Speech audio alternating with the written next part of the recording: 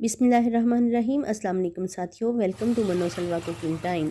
अल्लाह ताला हम सब पर अपनी रहमतें और बरकतें नाज़िल फरमाए। मेरे चैनल को सब्सक्राइब कर लीजिए और बेल के आइकन को दबा दीजिए ताकि मेरी हर वीडियो आप तक बर वक्त पहुँचे। आज हम बना रहे हैं फिरनी, इंतहाई सादा और आसान रेसिपी।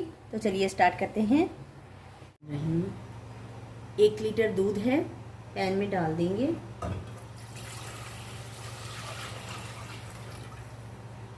और इसको बॉयल होने देंगे।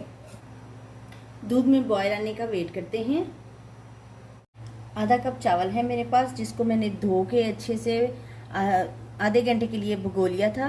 ये अब धुले और पानी इसमें से निकाल दिया है। चावल जो है वो ब्लेंडर में डाल दिए हैं। चावल मैंने 1 कप दूध है मेरे पास, ये भी ब्लेंडर में डाल दूंगी। इसको हम पीस लेंगे।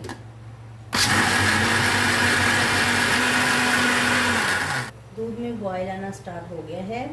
चावल जो हमने पीसे थे हम इसमें शामिल कर देंगे और इसको मुसलसल चमचा चलाते हुए हम पकाते रहेंगे।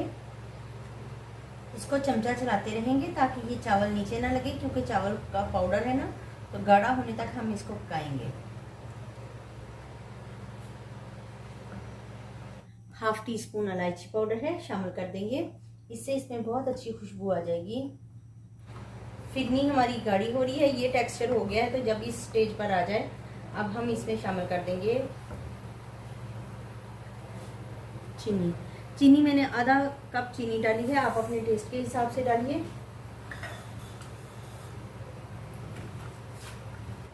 देखिए ये इस तरह का टेक्सचर हो गया है, गाढ़ी हो गई है हमारी। इसमें बबल्स आना स्टार्ट हो गए हैं, इसका मतलब है कि हमारी फिरनी तैयार है।